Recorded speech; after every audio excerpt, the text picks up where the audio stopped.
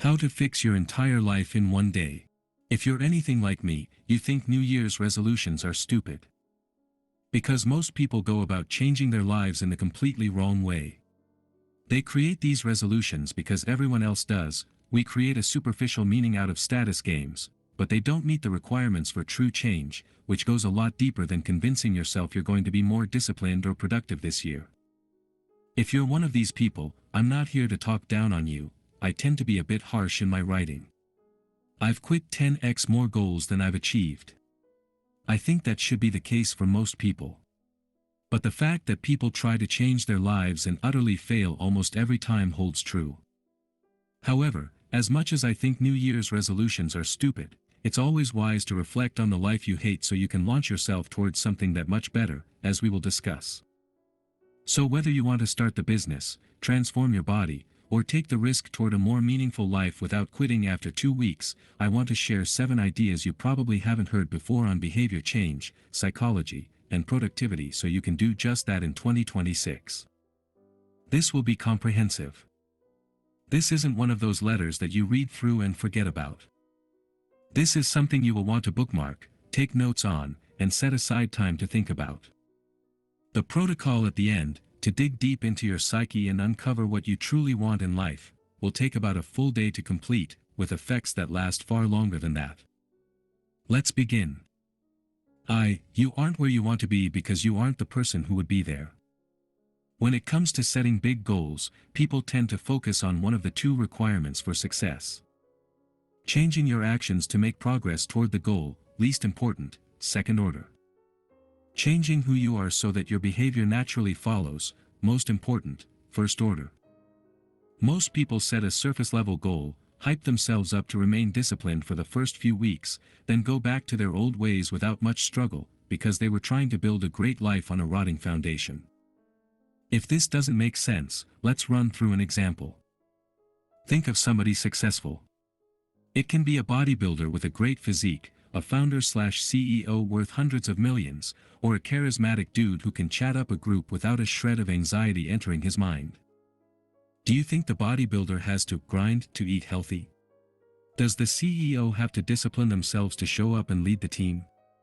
To you, it may seem like that on the surface, but the truth is that they can't see themselves living any other way. The bodybuilder has to grind to eat unhealthily. The CEO has to force themselves to lie in bed past their alarm clock, and they hate every second of it. There is nuance here, just entertain me for a second.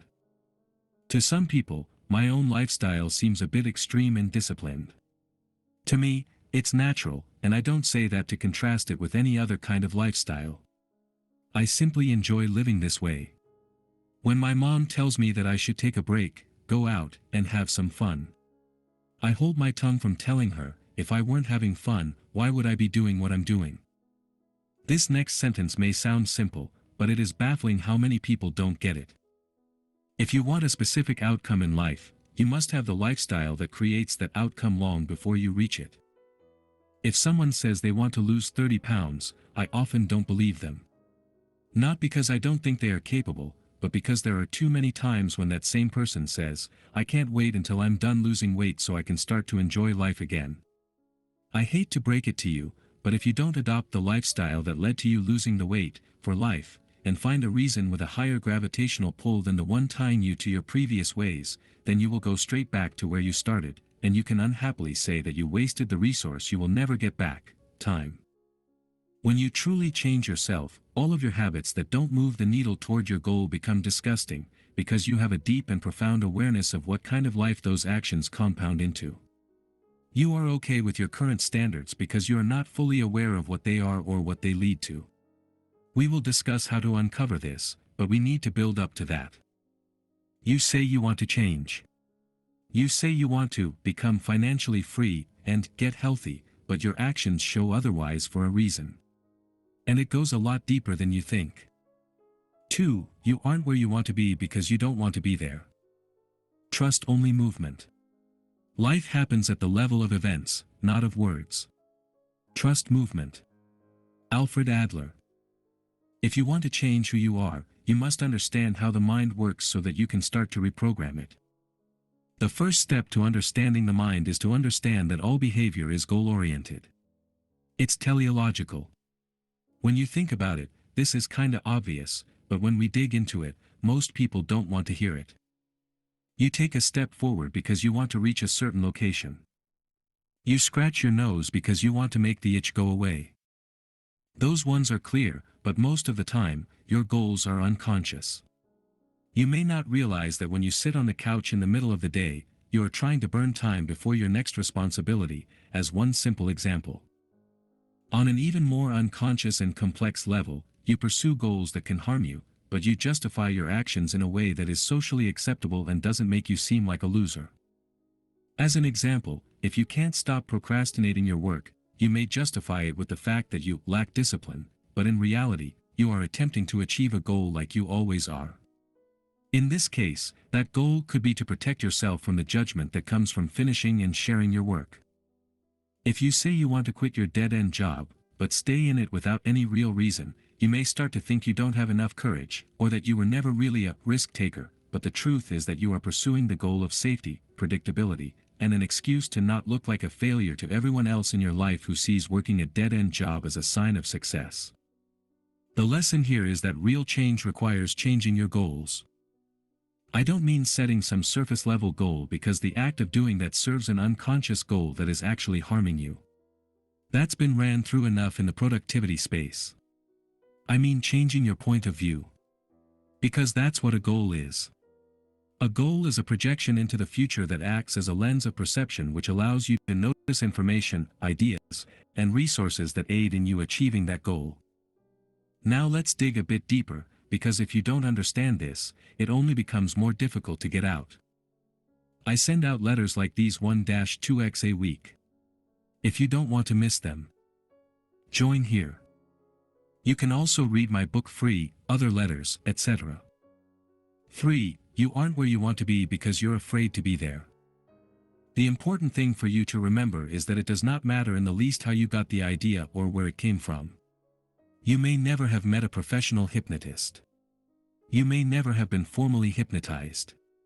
But if you have accepted an idea, from yourself, your teachers, your parents, friends, advertisements, from any other source, and further, if you are firmly convinced that idea is true, it has the same power over you as the hypnotist's words have over the hypnotized subject.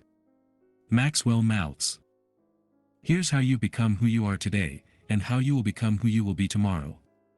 This is the anatomy of identity. You want to achieve a goal. You perceive reality through the lens of that goal. You only notice important information and ideas that allows you to achieve that goal, learning. You act toward that goal and receive feedback that you are progressing toward it. You repeat that behavior until it becomes automatic and unconscious, conditioning. That behavior becomes a part of who you think you are. I am the type of person who. You defend your identity to maintain psychological consistency. Your identity shapes new goals, restarting the cycle, and if that identity is disadvantageous toward a good life, this gets bad very quick. The unfortunate reality is that you must break the cycle between steps 6 and 7, but this process starts when you are a child. You have the goal of survival. You are dependent on your parents to teach you how to survive. You had to conform. And since the way most people teach is through reward and punishment, unless you adopt their beliefs and values, you will be punished. You don't actually think for yourself until you see through this. But your parents have also gone through this process throughout their entire lives. That's where it can get dangerous. Your parents, unless they broke the pattern themselves, were conditioned by the culturally accepted ideas of success from the industrial age. They also carry the best and worst conditioning from their parents and their parents' parents.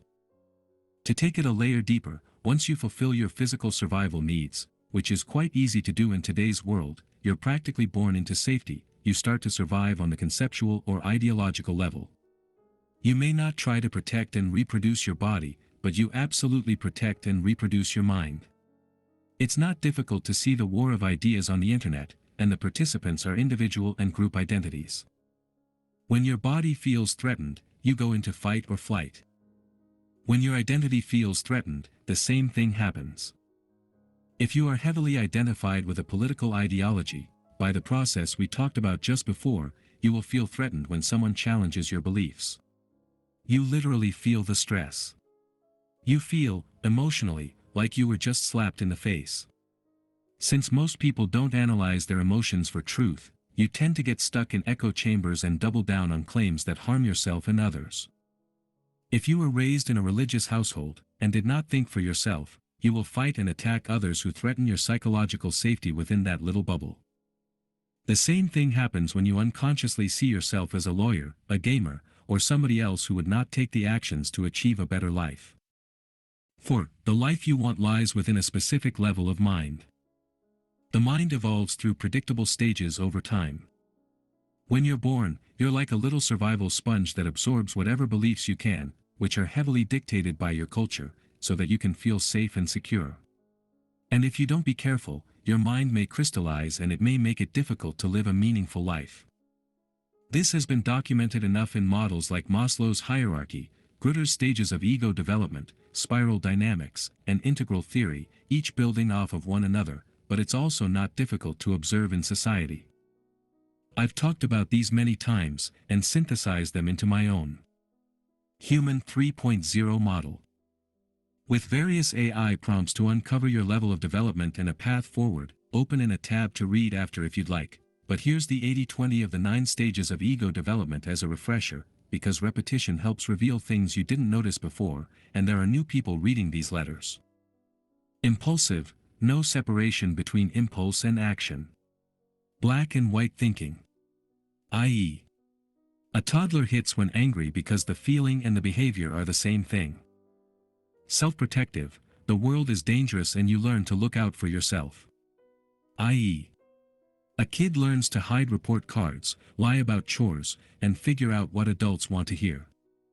Conformist, you are your group and its rules feel like reality itself. I.e., someone who genuinely cannot fathom why anyone would vote differently than their family or group. Self-aware, you notice you have an inner life that doesn't match the exterior. I.e., sitting in church and realizing you're not sure you believe what everyone around you seems to believe, but not knowing what to do with that feeling yet. Conscientious, you build your own system of principles and hold yourself accountable to them. I.e., leaving your family's religion after careful study and adopting a personal philosophy you can defend, or building a career plan with clear milestones because you believe the right effort yields the right results. Individualist, you see that your principles were shaped by context and start holding them more loosely. I.e., realizing your political views have more to do with where you grew up than objective truth, or noticing that your ambitious career goals were really about earning your father's approval. Strategist, you work with systems while aware of your own involvement in them. I.e., leading an organization while actively questioning your own blind spots, or engaging in politics knowing your perspective is partial and shaped by bias you can't fully see. Construct-aware, you see all frameworks, including your identity, as useful fictions.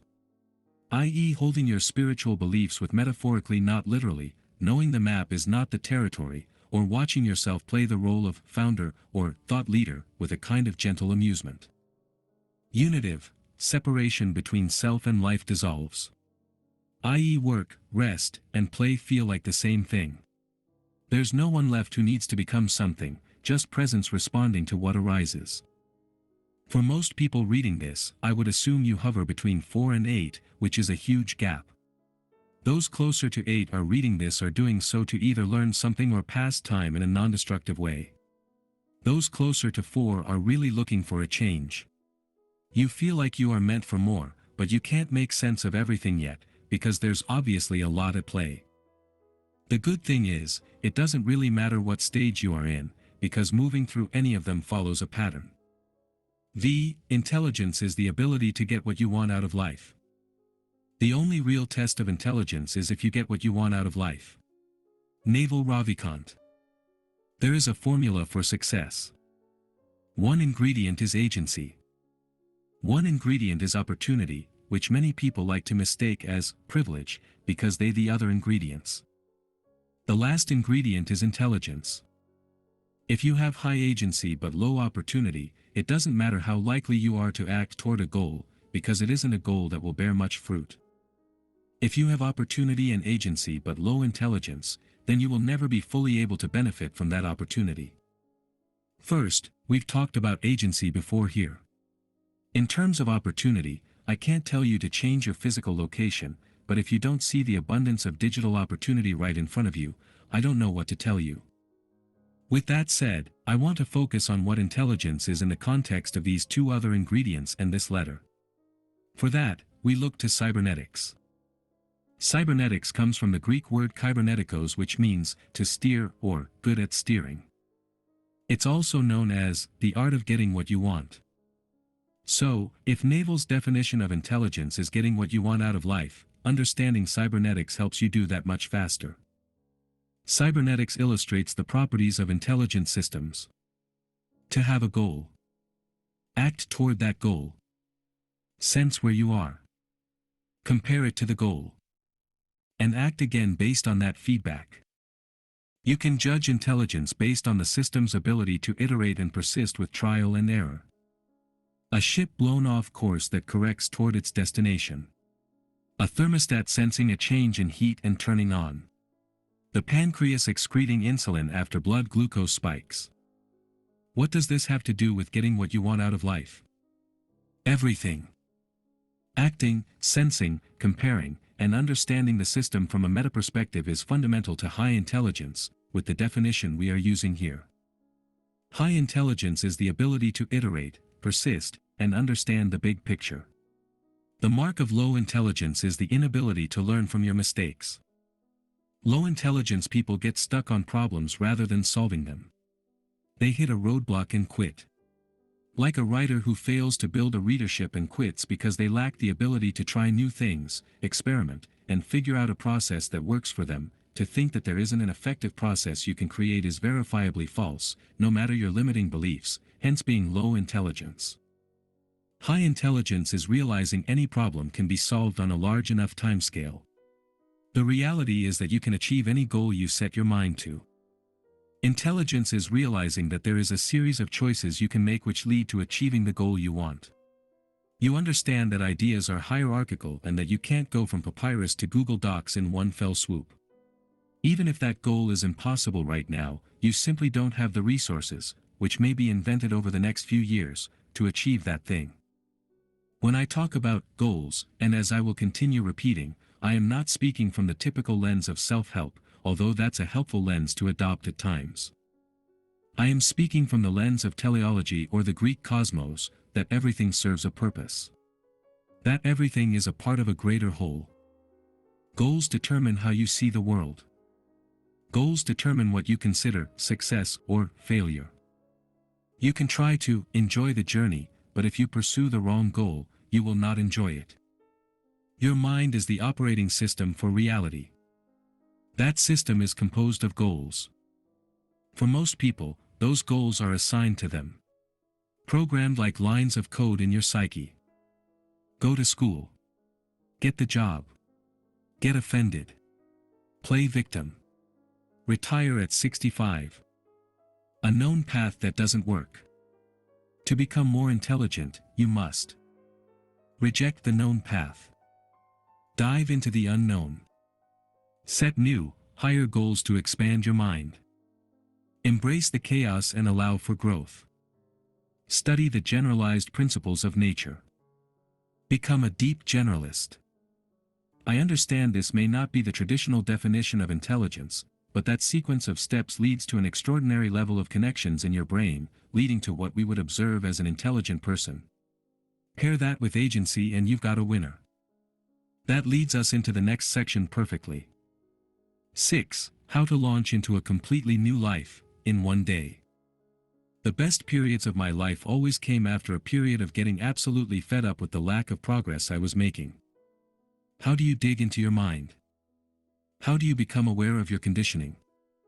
How do you reach profound insights and truths that change the trajectory of your life? Through the simple, but often painful act of questioning. Something that so few people do, and you can tell by how they speak or give their thoughts on a specific topic. Questioning is thinking, and very few people do it. I want to give you a comprehensive protocol that you can use every year to reset your life and launch into a season of intense progress. This protocol helps you ask the right questions. These questions will cover the macro to the micro, where you want to be, what you need to do to get there, and what you can do immediately to start moving the needle toward that reality. This will require one full day to complete, so I recommend you follow along with the exact protocol. You will need a pen, paper, and an open mind. When I observe patterns in people who successfully flip their identity, it happens fast after a build-up of tension. Specifically, I've noticed 3 phases that people tend to go through. Dissonance: they feel like they don't belong in their current life, and become sufficiently fed up with their lack of progress. Uncertainty: they don't know what comes next, so they either experiment or get lost and feel worse. Discovery: they discover what they want to pursue and make 6 years of progress in 6 months. So, our goal with this protocol is to help you reach the point of dissonance, navigate through uncertainty, and discover what it truly is that you want to achieve, so much so that the clarity is overwhelming and distractions no longer hold their weight. This protocol is structured so that it can be completed in one day. In the morning, you do a psychological excavation to uncover your own hidden motives. During the day, you prompt yourself with interrupts to keep you out of autopilot and contemplate your life. At night, you synthesize the insights into a direction you will start to move in tomorrow.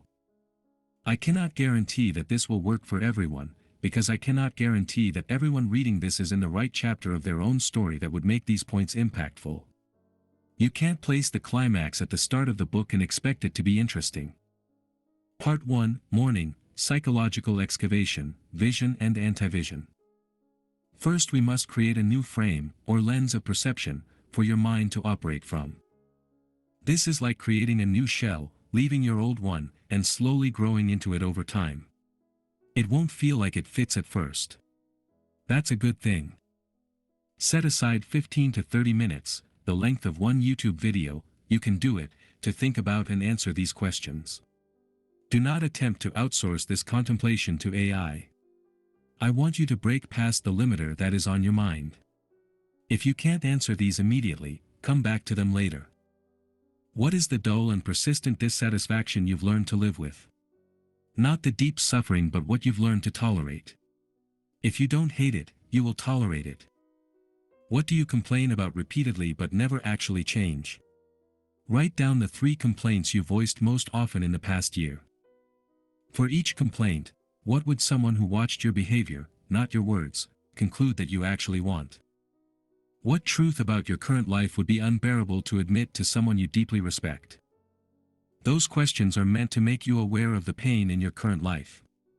Now, we need to turn those into what I call an anti-vision, which is a brutal awareness of the life you do not want to live.